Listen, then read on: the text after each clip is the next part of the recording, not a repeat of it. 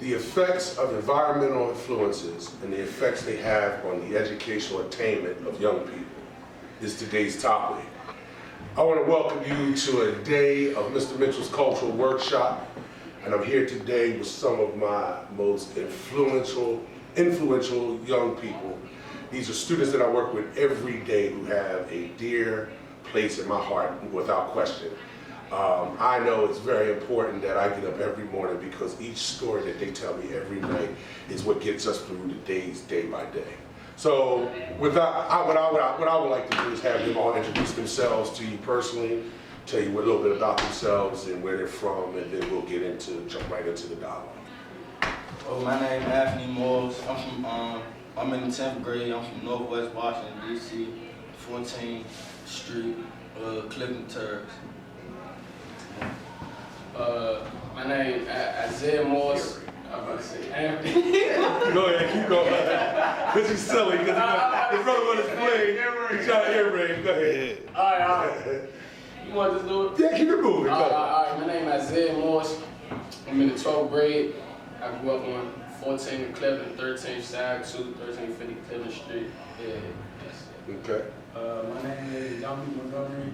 I'm from Columbia, South Carolina, Rosewood. I'm 17, I'm in 11th grade, and I live in Southeast DC. My name is Calvary Plaza. I'm 16. I'm in 10th grade, and I'm from Georgia Avenue and Illinois Avenue, Kennedy. Okay. My name is Jamal Fripp. I grew up uptown, Northwest, Washington, D.C. Okay. My name is Kevin Hoffman. I grew up uptown, First Middle Street, Northwest, 18. Yeah. Because that's what General always, he always ends his statement. You gotta understand, ladies and gentlemen, he always ends his sentences with, yeah. Like, that confirms what he said meant something. And then our first lady. My name is Kylie Cobb. I'm 18 and I said born. Go ahead. I was raised in Northwest 14th Street, Columbia. Well, let me tell you about this group. Again, I can't stress on how important they are to me on a daily basis. I guess, you know, as a 20-year educator, it is days like this, it's students like this who keep me in the profession. You know, I'm at a place and time where education, see, I've never not taught. I've always found myself in leadership positions. I even remember when I was a young man in elementary school and I was captain of the safety patrol. You know, a little bribery, gave everybody some bubble gum, make sure they voted for me. But I was the captain of the safety patrol, the captain of the baseball team, captain of the football team, always leading somebody somewhere. But when I became older and started to teach, I never looked back. There were many professions out there that were financially rewarding and could have been. But in the world of education, I was always rich because I was always surrounded by young brothers and sisters like this. So today, we are not going to sugarcoat this. We're giving it to you straight lace. This is going to be a dialogue about what motivates us, what is happening to us, and where are we going, and how can we make change in our community. So on our last episode, we started to talk about the influences or the importance of education. And I want to jump right into it, Zeke, because you were about to lead us. We started talking, and to Zeke, we started talking about, now bear in mind, these are two biological brothers, and your brother's how? I'm 18. But you said you guys are related. Yeah, we Blood got brothers. mother, yeah. Same mother, different fathers, right? So we see that as a trend. The question was, how many of us were raised with our fathers? Raise your hand. How many of us were raised without our fathers? So we got a situation here where, you know, and it's funny because, and you said you were raised with your father, and Zeke, you're saying you're raised without your father, and you guys have the same mother. How did that impact and influence you guys growing up? I go first. I mean, as far as influence, I mean, even though I was raised like without my father, I still look up to his father, you know what I'm saying? I appreciate everything he's done for me in life, you know what I'm saying? My stepfather. But I mean, it was just The impact, I had to say, it was just like, I don't know if he had to deal with it, but I know I can speak for myself, like I did. It wasn't like, I don't know, I wouldn't call it like jealousy or nothing like that. Cause I ain't got nothing towards my brother or his father or nothing, but it was just, it was hard for me though, I ain't gonna lie, you know what I'm saying? It was, I mean, not necessarily hard, but it was just like, I had a little funny, it was a little funny. You had a funny vibe. He had a little bit of support. Yeah. You didn't have that extra support. Yeah, right. So, how did you look at it? You knew this was your brother growing up. Yeah, but I mean, I ain't never think he felt some type of way, like being jealous or nothing like that. But like, I know he felt some type of way for not having his father around, and my father always around and stuff like that. Mm-hmm. But like, it wasn't that like he buys all the same equal stuff and stuff, but like. But you got the time. Yeah, exactly. You got the time, and he like didn't. That was the only difference. Like he had the time. And that ain't nothing, you know what I'm saying, better than having a biological father, you know what I'm saying, or being able to talk to, because I still talk to my father, you know what I'm saying. Like it's no better feeling than that. You know what I'm saying? Ain't that something? Because, you know, like I told you guys earlier, I was raised with my father, and I mean, the funny part is that it was my best friend. I would go away somewhere in a couple days and then come home, and my father would give me not just a dab, a hug, but he'd literally give me a kiss. He'd kiss me on my cheek, wherever he planted his, wherever he was glued. Wow. And it wasn't until I got older, and one day I said to my father, because he did it at church one time somewhere, and I was like, wait till we got to my grandma. I said, man, why you always kissing me and kiss me like in my face and my lips? And I said, man, why are you always kissing me on my face or kissing me, like, especially when I come home from college or just be away for a while or something, doing something. If I did something good in school, if I did something bad, whatever, he would give me a kiss. And and I said, well, Dad, why are you always giving me kisses in public? And he looked at me and he said, because you got the beautiful wife, you got the two beautiful daughters, the house, the boat, the car, and all these things. He said, you no longer my baby. That had such an impact on me. I was a parent. And he says, I've been kissing you since you hit this earth. I take for granted all these days that of quality time that you yearned for. You know what I'm saying? Jamal, you said you didn't grow up with your father. You know, how did that affect your development, you think? Or how do you think it was? What do you think about that situation? I mean, it was crazy because I just like they had separate fathers. Like my older sister and my older brother, they had fathers that came over and chilled with them. And they got like at Christmas days, like he used to come over, give them money, and I'm just like, dang, I wish my father can come talk to me and come give me money when I need, or when I need assistance on something. Like I can't go to my grandmother or my mother and say, hey, such advice on something. But I would like to go to like a man and say, look, I want to do this something. You know what I'm saying? Mm-hmm. So it was tough. It was like, you know, tough being in a household with like 6-8 people and you can't get out. And if I had like my older brother always like, Jamal, come on, get out the house, man. Go play sports, go play football. Mm-hmm. Your mother is not gonna keep you in here like this. So I mean, it was tough and it was hard. So you know, eventually I grew out of it. So I hang out with my older brother. Wow. Do we think that? I mean, it was tough. Just the effects of that. Like not growing up with a father, I think like the main effect for me was not knowing how to treat a woman because I grew up with a father. Like I felt like if my father wasn't in my life, my mother, it was like hard for me to learn how to treat women and have respect for them because my father wasn't doing it or around to show me how to do it. Well, do you think that because like when you grow up in a house without a pop and then you listen to their mom's words about your father and they're negative, he's no good, he ain't bringing up, forgetting I'm your father and your mother, you know, you often hear sisters say that, and you saying it taught you how not to treat women. Yeah. You didn't know the respect factor. Yeah, and then it kind of like taught me at the same time like that when I do have a child to be different and be there no matter what, just be there regardless, because I would want to show them different from the way I would show them. How about that? I mean, I want to say something about what he said. Like, my situation is completely switched. Like, I lived with my father ever since I was 5 years old, and that was because basically it was because my mother, she basically didn't want me no more, so I went to my father. Did she have other kids? Yeah, she has two girls. By your father or by another? By another dude. Okay, so here's the dynamics. So You should maybe turn your chair this way. Like, yeah, come on. There you go. That's good. That's good. That gives us better.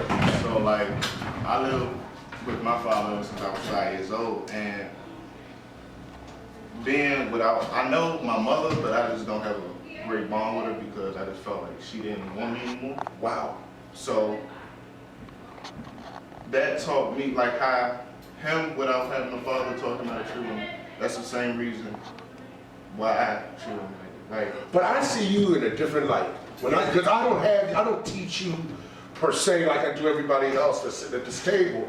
But you have always come off as a very respectable young brother. You're not loud. You're not running around. You know everything everybody's doing. You keep your grades up. You are the epitome of what we want in a young black man. Where I gotta work on this, brother. I gotta work on this, and I gotta keep my foot on his back, you know. But we all are on the same path to the top. But you're saying that's very go ahead. Like being without a mother, like you need your father. That's true, but sometimes you also need a woman in your life to tell you how, like the insight of a woman, how to treat a woman, what not to do with a woman, what not to say. And I just didn't have that growing up. And that's such the contrary, though, isn't it? That's such the opposite, because we're so used to dad not being there.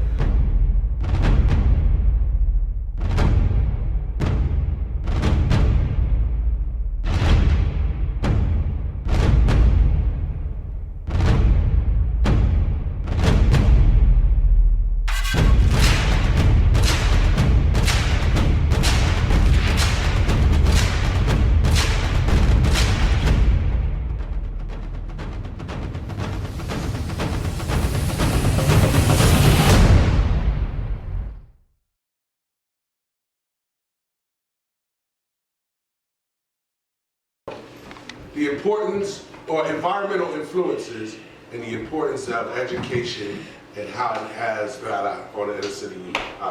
Here we go. How important is education, gentlemen? How important is education to you? It's number one thing. It's the number one thing?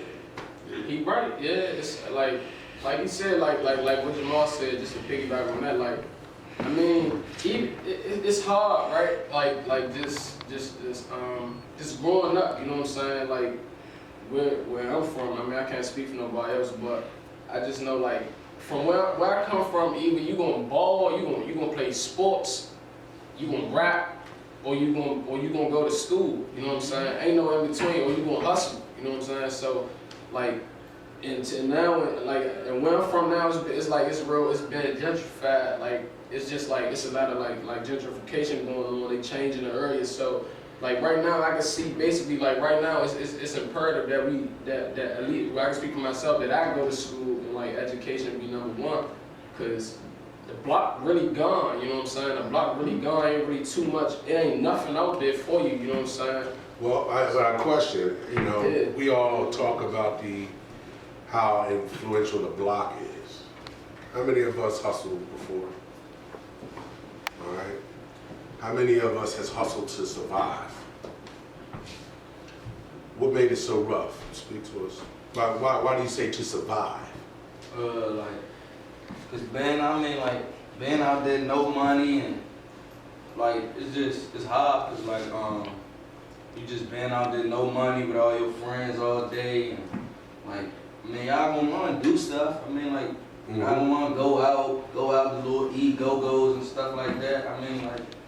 But don't do like your mother ain't always gonna have money. Let me piggyback on, that's my little brother. Let me piggyback on what he said. This my little brother too. Like my blood little brother, we got the same mother. But like for me, like hustling to survive, like it's real, man. Cause like I got a son, you know what I'm saying? Like I'm 18 now, I can't depend on my mother oh, mom, I need this and that, you know what I'm saying? It's hard out here, man. Like my father got 25 years, you know me? Like, I mean, there ain't no excuse, but I can't go to him and ask him for nothing. And my mother, like, she like financially, we ain't broke, but we ain't always have it the best. So man, like, you gotta go do what you gotta do, you know what I'm saying? You gotta be a man. All right, but okay. You know, I knew that the influences, like I said, I came up with a stable background. And you know, the thing I love about you guys is we talk about everything. I get up in the morning and I rush to work. I'm always late, just like you are. But we meet here on time. And I get here because I know we need each other every day. When I was your age, called myself a hustler. Played with a lot of stuff and was trying to, but I was doing it because that was what the peer pressure was. I wasn't doing it because at that time in the '86, Scarface was out, everybody wanted to be like Tony Montana. And if you was either the drug user or you was the drug seller, you know, but I didn't have to do it because my parents, I'm telling you, I was a son of a cop, man. I was a son of a cop, you know, who worked every day. I was a son of a mother who worked every day, you know, and I was the oldest of 3 kids, but I know how influential that corner was. But see, when you guys talk about it, you're telling me this is your survival kit. This is how you gonna eat tonight. You know what I mean? And yeah, and I was doing it because I wanted the skins versus my pop bringing me home some penny loafers. You know what I'm saying? When everybody was wearing the bell coats, I was like, you know, the 3/4 length coats. My dad was like, what size coat you wear? And he'd come in with the one that's gonna be the corniest one, but really it was the best one. You know what I mean? Everybody like, you like I look at you guys wearing your Holly Hansen. And I'm like, everybody, why you wear your clothes so tight and look so small? You know? But that's your style. And you want to keep up with fashion. You don't think about the risk factor. Think about what it's doing to you now. So you spoke on, who else would like to chime in? Someone? Go ahead, just get it. I mean, when he said like, Stay focused, please. like I don't know about that. I live with my father, and you know sometimes he don't have it. So you see your friends, they got clothes, they got nice clothes, they got nice shoes, and they going everywhere, and they got money in their pocket, and you just looking like, damn, like I want that. So you put your mind to like going out there and doing what you gotta do. But I guess when you hear the stories of people who, you know, there's nobody successful in that game. It's only a temporary, it's a circuit, it's a merry-go-round. It's every year there's a different kingpin, every year there's a different big boy.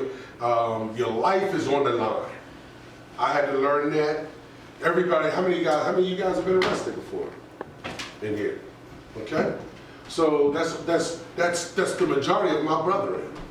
And I know none of you guys are true criminals. That I know about your character. But does the man look at you that way? He just looks at you as another little black nigga and that's caught up in his trap, right? Yeah. He looks at you, they talk about special education. How many of you guys are labeled as special ed? Or they tried to label you as special ed? Any? Okay. Do we realize that in today's society, special ed, when somebody would tell me that name, I would just say that kid, that means that young brother is specially educated. Now, I don't see nothing wrong with you, but what you have done is use it as a crutch to do what you don't have to do. See, I often think about, when I was your age, I didn't think about the future. How about that? So I understand why you don't care. But when you guys see these criminal activities take place in your neighborhood, and you know that you're contributing to it, how can we change it? What do you think about change? I mean, do you know it's wrong?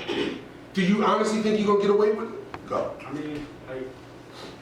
We knowing it's wrong, and when we see other people do it, we think about other ways that it can be handled, but it's at some points where you think that's the only thing to be done, because sometimes you think that's the only thing, because me, like, I don't live with either one of my parents, and I came up here by myself on a Greyhound bus.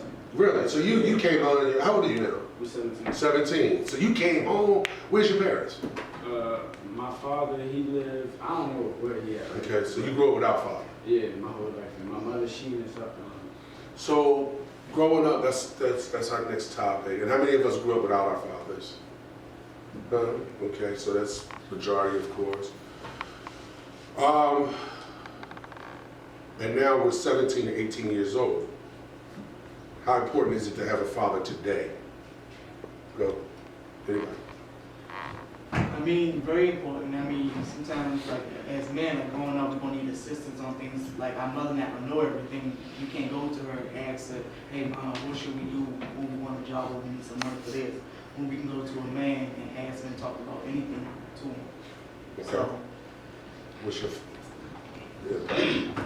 As far as like growing up without a father, Yeah. oh, I What mean, she said is right. That's cool. yeah, I mean, it's important, man. Like for real, like sometimes I just be wishing I had a man. Damn! That just blew. That was tight!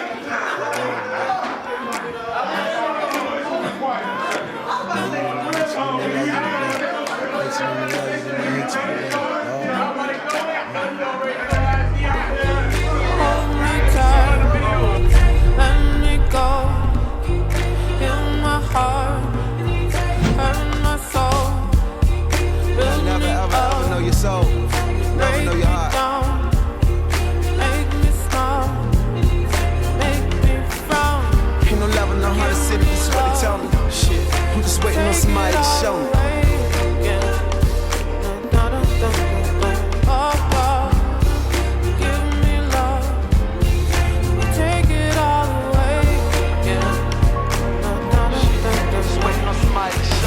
Ain't no love in the heart of city, that's what they told me. Beef with over 100 niggas, don't none of them know me.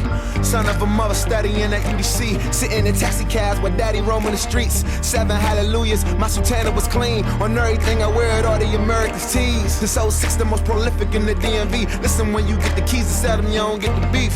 Make a nigga one, get the piece to get the piece. You gon' need more than Wikipedia to get to me. PG to Mo County, bet they all know about me. Every hood, every burb, I got superb balance. From the city that made me love you forever for it. Hope you celebrate every moment forever, ignore it. You made me what I am, you made me what I'm not. They gon' love you a little different when you at the top. Work, give me love, baby. Not enough, not enough. Just a touch, baby. What the fuck, baby? It's just us, baby. This ain't right, this is life, this is love, baby. What's up? Give me love, baby. Not enough, not enough. Just a touch, baby. Fuck, baby. It's just us, baby. This ain't right, this is life.